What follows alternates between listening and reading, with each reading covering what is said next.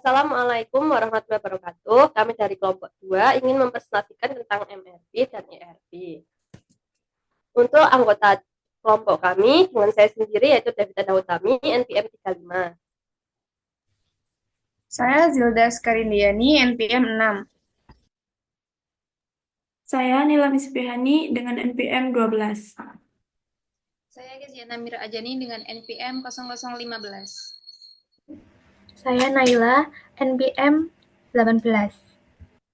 Saya Intan Rizkiana Utami, NPM 28. Untuk referensi, kami dari buku Heizer G. and Reader B.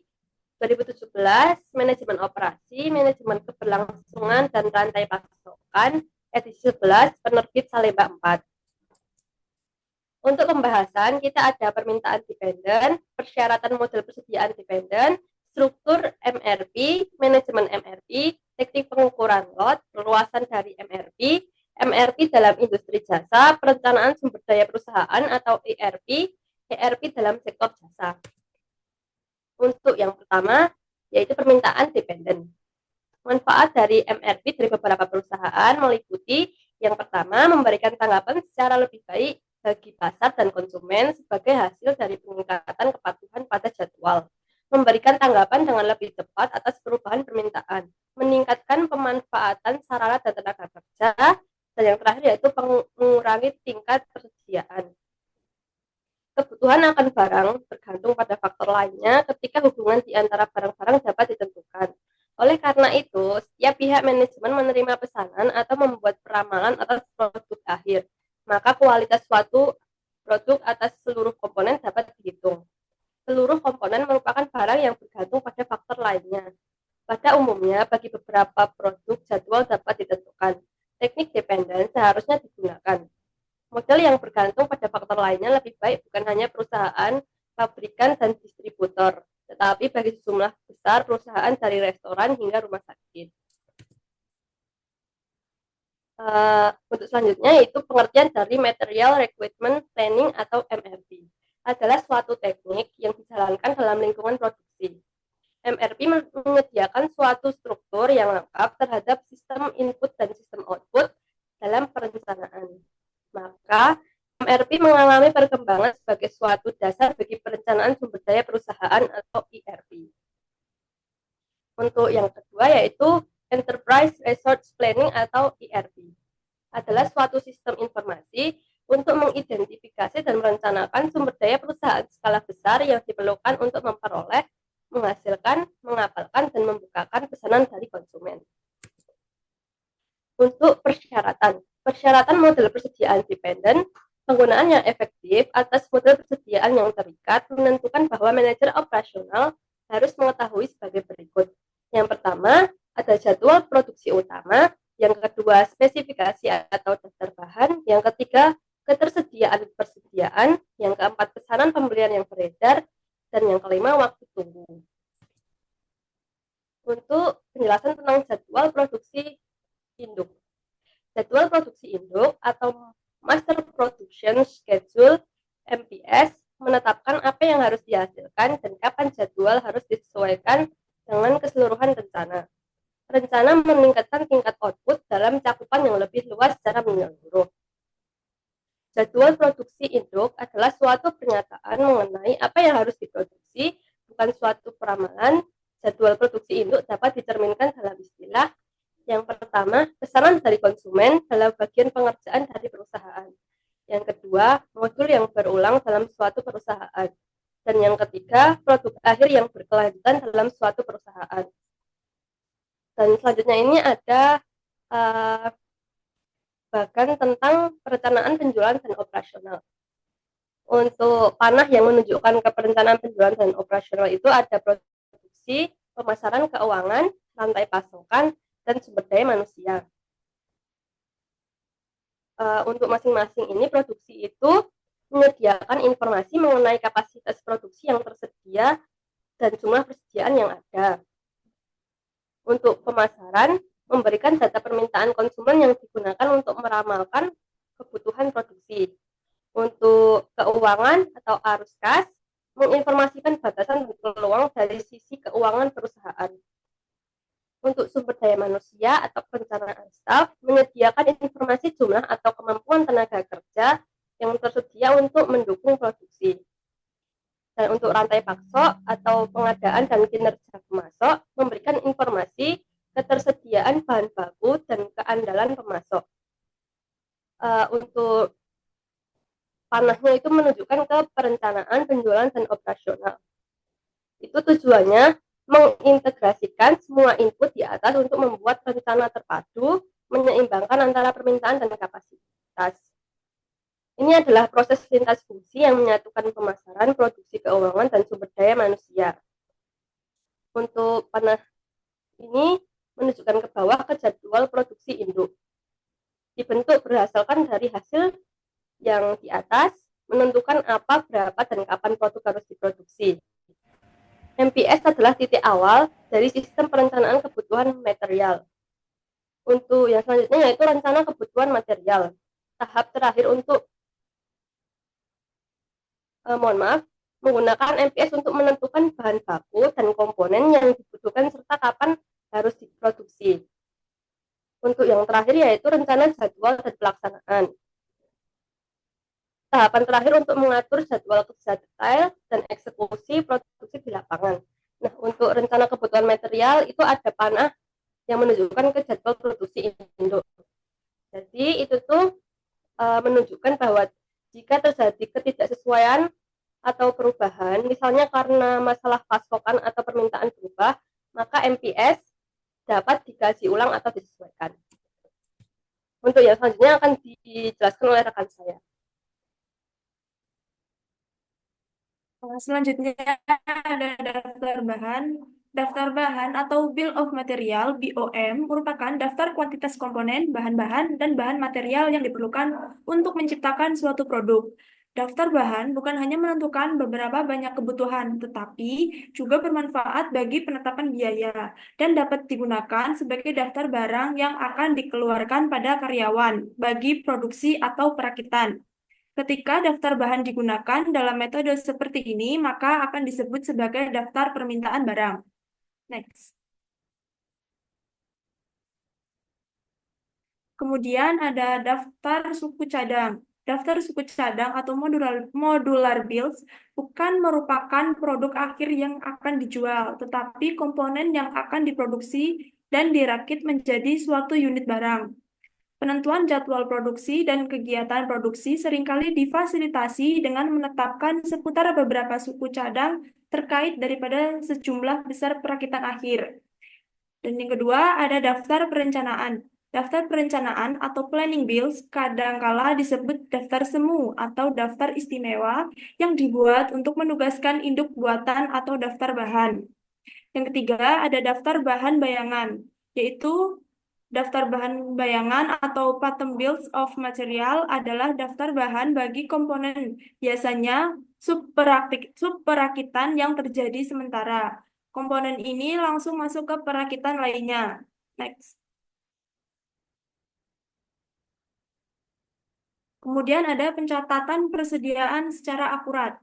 Manajemen persediaan yang baik merupakan kebutuhan yang mutlak bagi suatu sistem MRP agar dapat berjalan dengan semestinya. Jika perusahaan tidak melebihi 99% keakuratan pencatatan, maka perencanaan kebutuhan bahan material tidak akan berfungsi. Next. Selanjutnya ada pembelian pesanan yang beredar. Itu ketika pembelian pesanan telah dijalankan, maka dibuat pencatatan mengenai pemesanan tersebut dan tanggal pemesanan mereka yang telah dijadwalkan harus tersedia bagi karyawan bagian produksi. Hanya dengan data pembelian yang tepat, maka para manajer dapat mempersiapkan rencana produksi yang bermanfaat dan melaksanakan sistem MRP secara aktif. Next. Waktu tunggu atas komponen. Waktu yang dibutuhkan untuk memperoleh berupa pembelian, produksi, atau perakitan suatu barang disebut dengan waktu tunggu. Nah, waktu tunggu bagi barang yang dipabrikasi terdiri atas waktu pindah, persiapan, dan perakitan atas pengerjaan bagi tiap-tiap konsumen. Untuk barang yang dibeli, maka waktu tunggu meliputi waktu di antara pengakuan atas kebutuhan pesanan dan ketika tersedia bagi produksi.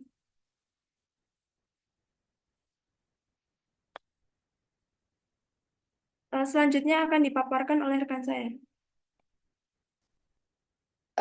Jadi ada struktur sistem MRP. Maaf ya teman-teman, semuanya ini salah nulis.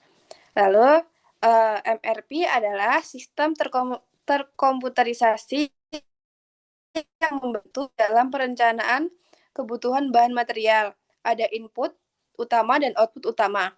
Input utamanya yaitu jadwal induk produksi, menentukan apa, berapa banyak, dan kapan produksi jadi akan diproduksi.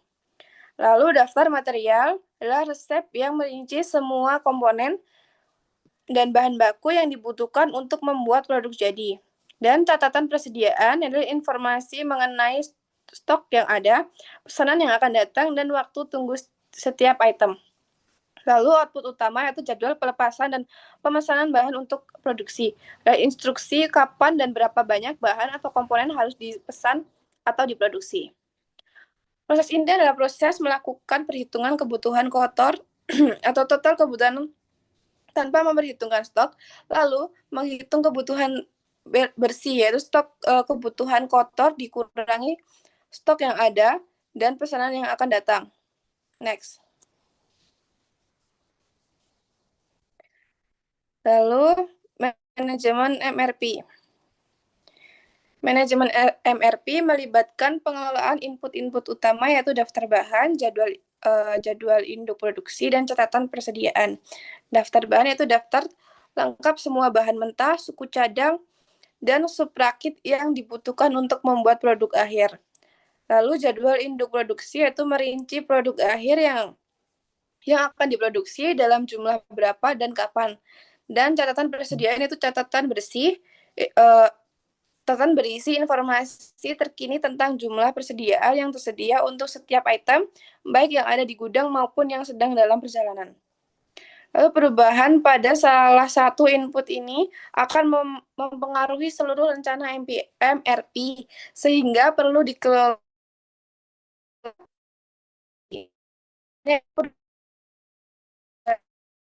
bahan, jadwal induk produksi, dan catatan persediaan.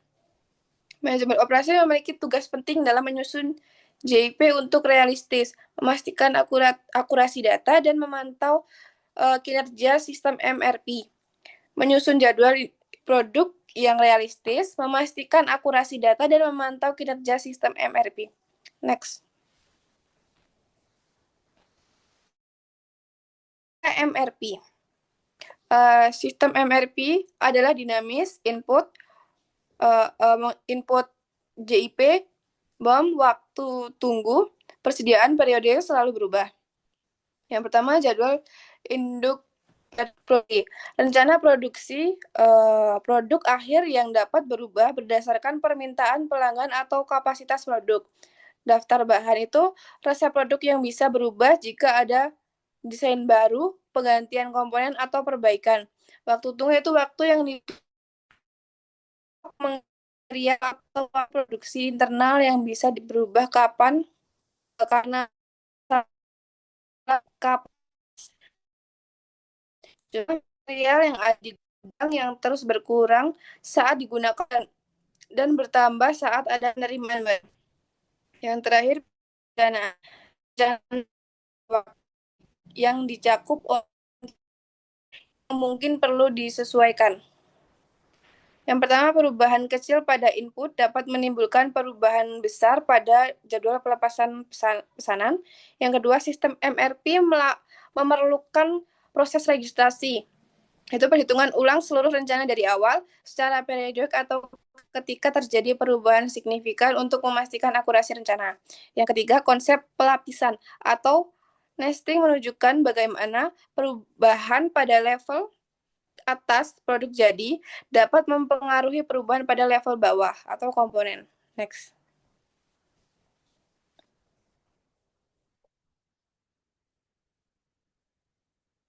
Keterbatasan dalam MRP. MRP adalah perencanaan kebutuhan material berdasarkan waktu, namun tidak secara otomatis memperhitungkan kapasitas produksi yang tidak terbatas.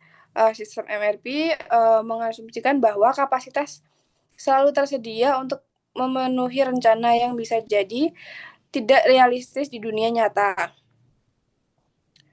Hal ini berarti manajer perlu melakukan pemeriksaan kapasitas terpisah setelah MRP menghasilkan rencana atau menggunakan sistem yang lebih canggih, seperti MRP yang terintegrasi dengan perencanaan kapasitas. Lalu sistem MRP fokus pada kapan dan berapa banyak material, tetapi tidak secara langsung menentukan apakah kapasitas untuk memproduksinya ada. Next.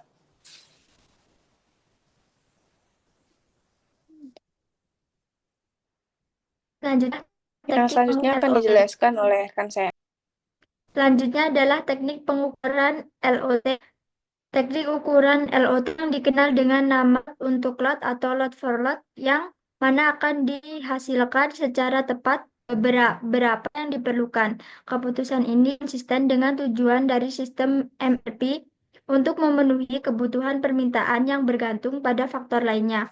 Selain itu, sistem MRP dapat menghasilkan unit hanya sesuai dengan kebutuhan, tidak ada penyimpanan keamanan, dan tidak mengantisipasi adanya pesanan lebih lanjut.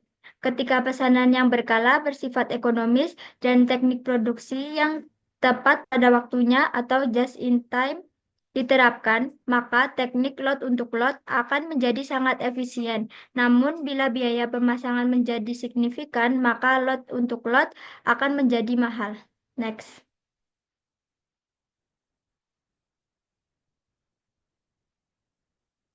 Satu kuantitas pesanan secara berkala atau POQ. POQ adalah kuantitas pesanan yang mencakup permintaan tertentu untuk interval tersebut.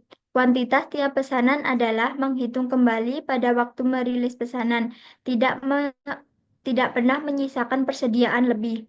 Periodic order quantity, teknik ukuran lot yang melakukan pesanan atas kuantitas yang dibutuhkan selama periode yang telah ditetapkan sebelumnya antar pesanan. Seperti tiga, kita mendefinisikan jeda interval POQ yaitu EOQ dibagi dengan rata-rata permintaan per periode. Next.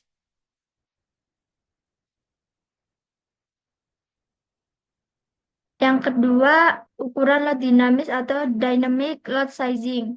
Mirip dengan kuantitas pesanan secara berkala yang berupaya untuk menyeimbangkan ukuran lot atau lot size terhadap biaya pemasangan atau stop cost. Merupakan penyeimbangan periode suku cadang, juga disebut dengan biaya total minimal, biaya unit minimal, dan biaya periode minimal. Wagner-Wittin mengambil pendekatan yang berbeda dengan menggunakan pemrograman secara dinamis untuk mengoptimalkan pemesanan selama waktu awal yang telah ditentukan. Next.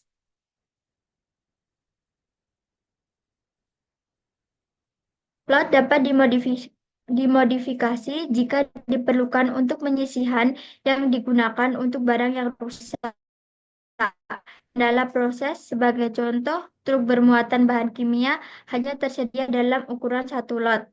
Namun, peringatan harus diberitahukan sebelum dilakukan modifikasi ukuran lot karena modifikasi dapat menyebabkan penyimpangan yang besar atas kebutuhan aktual pada level terendah dalam hierarki MRP. Ketika biaya penyimpanan menjadi signifikan dan permintaan cukup lancar, maka POQ atau bahkan EOQ akan memberikan hasil yang memuaskan. Terlalu banyak memusatkan perhatian pada ukuran lot akan menghasilkan keakuratan yang salah karena MRP dinamis. Ukuran lot yang tepat dapat ditentukan hanya setelah dilakukan berdasarkan pada apa yang sebenarnya terjadi dalam hal kebutuhan.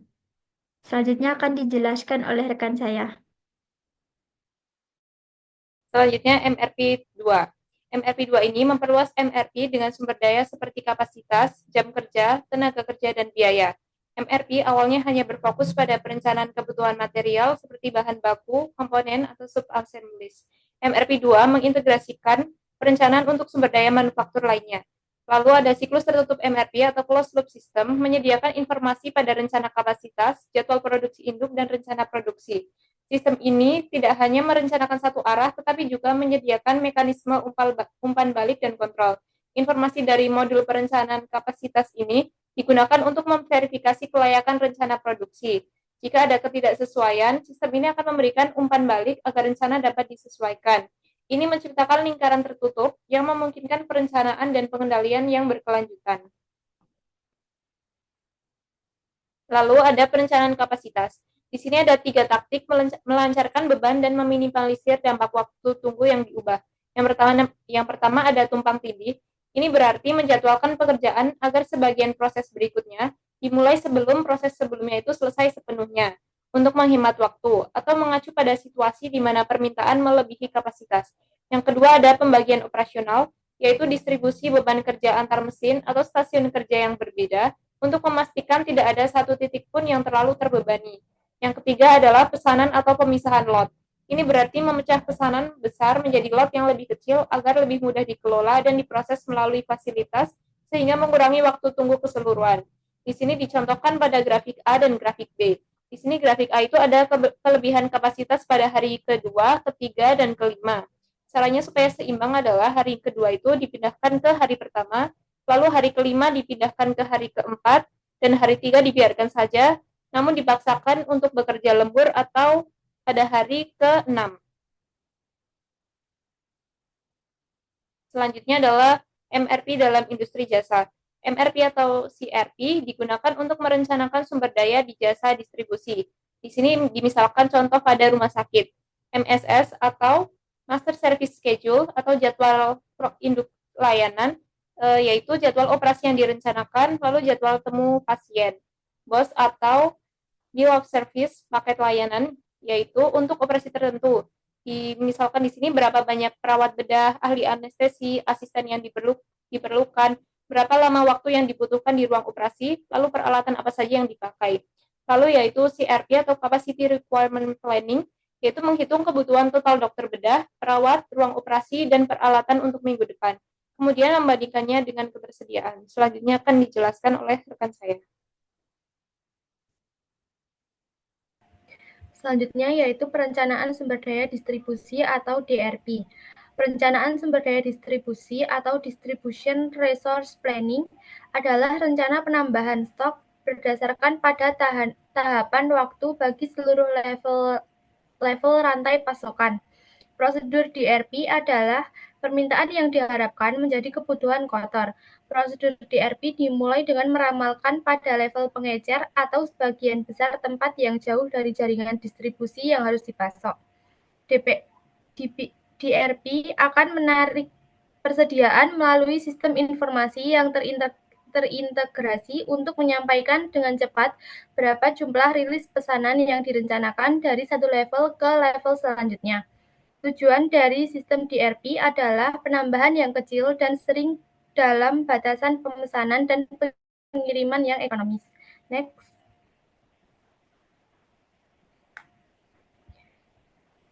Kemudian perencanaan sumber daya perusahaan atau ERP.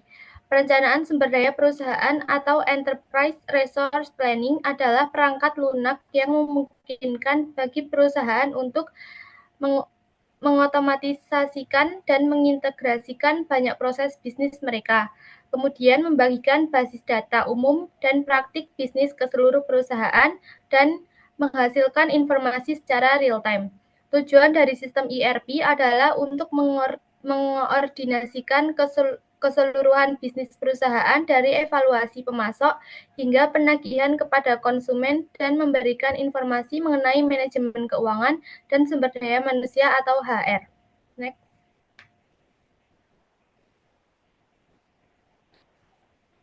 Pada perencanaan ERP, terdapat sistem yang mencakup yang pertama, perangkat lunak manajemen rantai pasokan.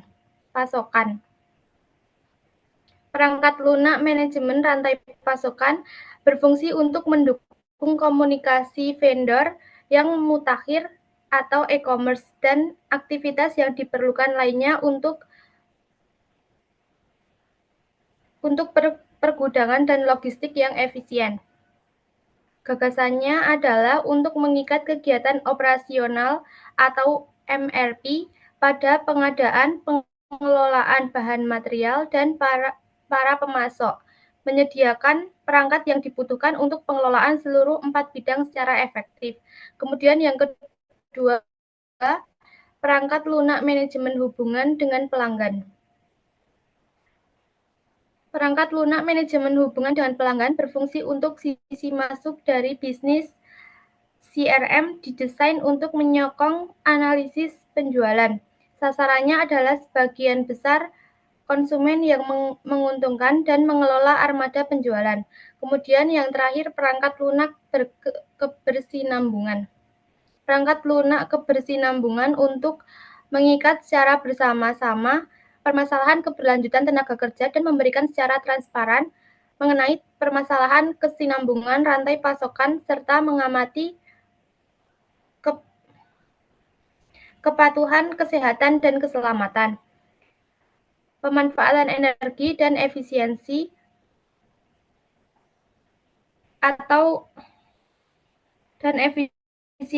emisi atau karbon dan gas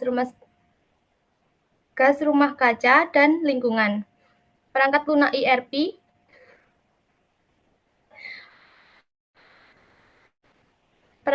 ERP dapat disesuaikan agar memenuhi proses kebutuhan